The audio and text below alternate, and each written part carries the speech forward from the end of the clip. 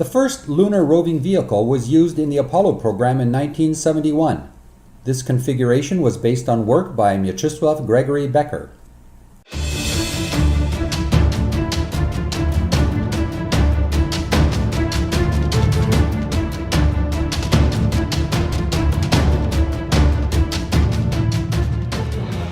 Mieczysław Becker was born in Poland and graduated from Warsaw Technical University in 1929. In 1942, he accepted an offer from the Government of Canada to move to Ottawa to work on armored vehicle research. He joined the Canadian Army in 1943 as a researcher and reached the rank of Lieutenant Colonel. In 1956, he moved to the United States. Mr. Becker's engineering achievement was acknowledged in a special diploma which reads, "In recognition of outstanding scientific contributions to the Lunar Roving Vehicle Program, his leadership and pioneering efforts in the development of a methodology of the mechanics of off-road locomotion, the conduct of research on the physical characteristic of the lunar surface, and the evaluation of locomotion concept later culminated in the highly successful development of the lunar roving vehicle, the first manned vehicle on the moon.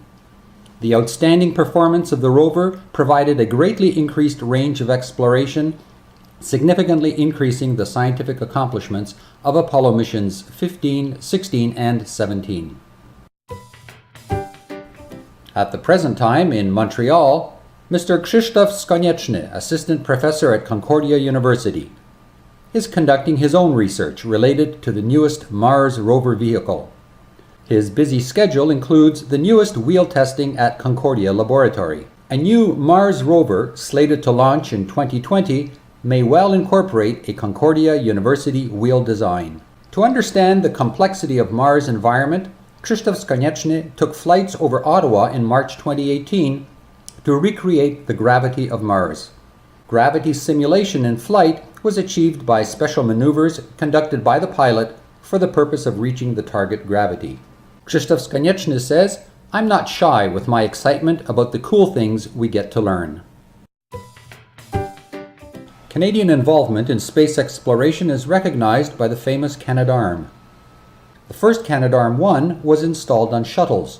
Witold Gajewski, through his aerospace work applications and projects as a senior stress engineer, was involved in the Canadarm-2 project. The new Canadarm-2 is installed directly on the space station, performing flawlessly very complicated tasks.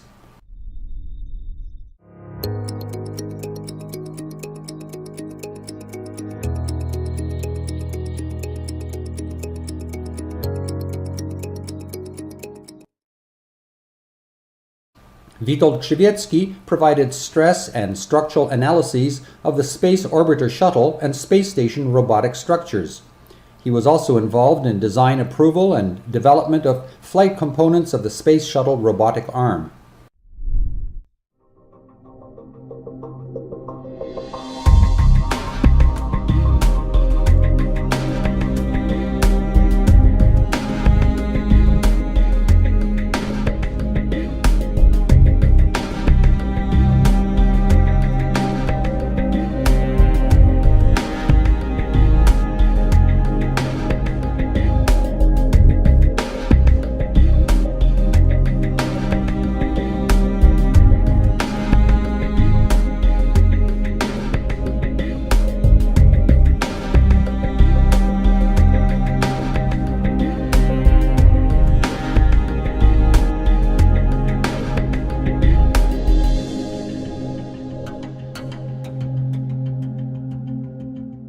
Witold Gajewski was involved in the engineering of the space station robotic arm and special purpose dexterous manipulator.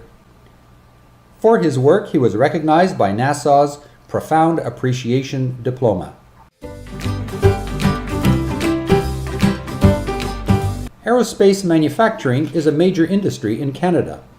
One of the biggest is Cyclone manufacturing in Mississauga, Ontario. Cyclone Manufacturing was founded in 1964 and engaged in aerospace in 1978. Cyclone Manufacturing is privately owned and operated by Andrew Sohai since 1990. Vertically integrated machining, fabrication, assembly, and processing. Original equipment manufacturing approvals with Airbus, Bombardier, Boeing, Embraer, Lockheed Martin, IAI. 5 facilities, 400,000 square feet, or 37,000 square meters in Canada and Poland. 110 CNC machining centers, including 55 of 5-axis. 750 total employees. Total revenue for 2017 was $98,250,000 Canadian. Cyclone Manufacturing specializes in manufacturing of small to large structural aerospace components and assemblies such as wing structures, flight control surfaces, aerostructures, and assemblies. The company timeline. Starting with one computer numeric controlled machine in 1981, the company expanded to over 100 of these machines in 5 manufacturing locations. Cyclone Manufacturing is in the top 1% of the largest privately owned aerospace companies in North America. The owner of Cyclone Manufacturing, Polish immigrant Andrew Sochaj and his wife immigrated to Canada from Poland in the late 70s. And he began working at Cyclone when he started his work there. From his humble beginnings, he quickly became highly regarded as an excellent employee, establishing the base of operations and directing several projects for his superiors. Through hard work and dedication, in 1990, Andrew acquired full shares of Cyclone Manufacturing, and over the years grew this entity from a 24,000 square foot facility to over 400,000 square feet, working alongside and developing long-term relationships with world-renowned aerospace OEMs, original equipment manufacturers. Never satisfied with the status quo, Andrew Sochaj continues today to lead company development through innovation and leadership. He is a graduate of the University of Lublin, Poland, and holds a Bachelor of Engineering degree. As a community leader and a patron of the arts, he is involved in community services. Mr. Sochaj, a proud father of 2 and grandfather of 5, has a strong belief in mentoring the younger generation to succeed. Cyclone's facilities reached over 400,000 square feet in 5 global manufacturing facilities located in Mississauga, Milton, Meadowpine, and Krasnik, Poland. The latest manufacturing plant in Poland marked the international expansion of the company. Now, getting back to Earth, and some Canadian history of engineering. This is the Quebec Bridge. In 1900, construction began on the Quebec Bridge, which linked Winnipeg to Moncton on the National Transcontinental Railway. As construction neared completion, it collapsed under the weight of a locomotive loaded with steel. 75 people were killed, and a subsequent inquiry showed the accident was due to an error in judgment by the engineers who designed the bridge. Tragedy struck again during the second attempt to build the bridge in 1916. The center span collapsed while being hoisted into place, killing 10 more people. The bridge was eventually rebuilt thanks to a Polish engineer, Ralph Majeski. Ralph Majeski was a Polish civil engineer who achieved prominence as a preeminent bridge designer. He took over the misdesigned Quebec Bridge after the 1907 disaster that killed 75 workers, and succeeded in creating the longest truss span in the world in 1917. It is still the longest cantilever bridge in the world. The bridge was finally completed in 1917. The main span is 549 meters, or 1,800 feet in length. As for current engineering notables, there are a number of scientists like Ms. Maria Marianna Polak, Professor of Civil and Environmental Engineering at the University of Waterloo, who earned her PhD at the University of Toronto and Bachelor and Master of Science degrees at Kraków University in Poland. Marianna's interest is in structural mechanics, structural concrete, and assessment of deteriorated infrastructure. Her other interests include the durability of polymers and polymer composites, as shown on the picture of a destructive test stand. The non-destructive detection of damage in concrete is conducted during laboratory tests. Maria Marianna Polak was a visiting professor in Germany and Poland. She contributed to the development of North American and European design standards. She is also the author of over 200 technical publications. For subway enthusiasts, Jarosław Skonieczny, manager of subway vehicle engineering, shares his knowledge of the Toronto Transit Commission. The subway map of Toronto is very impressive, creating no small feelings of envy for people living in Ottawa. The numbers for Toronto Transit Commission are very impressive. Daily ridership over 2.7 million, in which 1.4 million go by bus, 271,000 by streetcar, 46,400 by intermediate rail, and over 1 million by subway. Lost articles. The Lost Articles team works tirelessly to reunite more than 4,000 items at any given time with their owners. So visit Toronto. Ride for your pleasure, says Skonieczny manager, Subway Vehicle Engineering at Toronto Transit Commission. Let's check some engineers in Ottawa. Wojciech Remisz is president of Remisz Consulting Engineers Limited. He is founder and principal of the firm, a designated consulting engineer since 1992, with over 40 years of extensive work experience. He is licensed as Quality Verification Engineer by the Ministry of Transportation. His company was involved in the rehabilitation of Ivy Lee Bridge at Thousand Islands Customs border crossing, providing structural reinforcement utilizing the super innovative suspended working platform. A very challenging project in his career was the Rockcliffe Parkway Recreational Pathway, as seen under construction. This project is unconventional, with a unique structural system providing technical innovation and excellence. Consequently, Remish's company was recognized with the Willie Chipman Award in recognition of the project that best demonstrates the contribution of consulting engineering to the social, economic, and environmental well-being of Ontario. The current project, in collaboration with other companies, is the creation of rail links within the Ottawa region known as Moose Project. When completed, it will provide much-needed connectivity between rural communities and the urban Ottawa-Gatineau region. Nuclear energy is a very fascinating subject.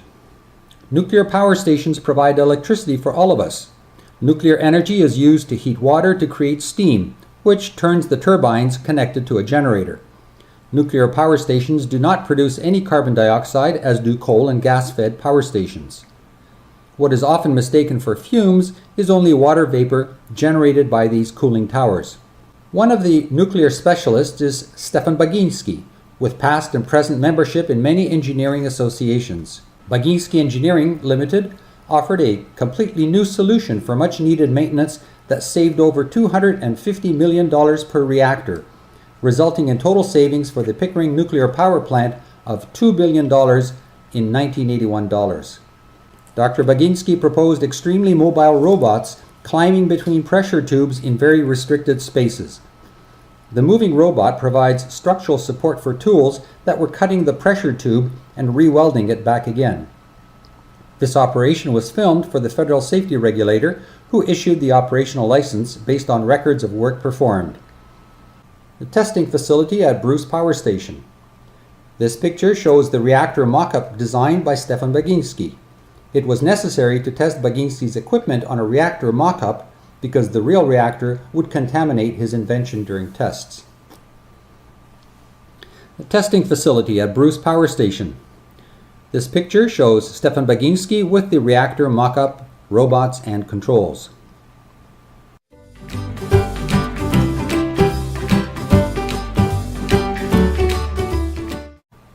Project manager and architect Václav Kujbida. He managed over 54 large projects with a total budget of $165 million Canadian for the Public Works and Government Services Canada and also for Indian and Northern Affairs Canada, presently Indigenous and Northern Affairs Canada, mostly on Aboriginal lands and territories. Nunavut Infrastructure Project includes housing in Pangnirtung, Iqaluit, which is located on the right side of the map. This map includes places of infrastructural activities. The Government of Nunavut office building in Pangnirtung.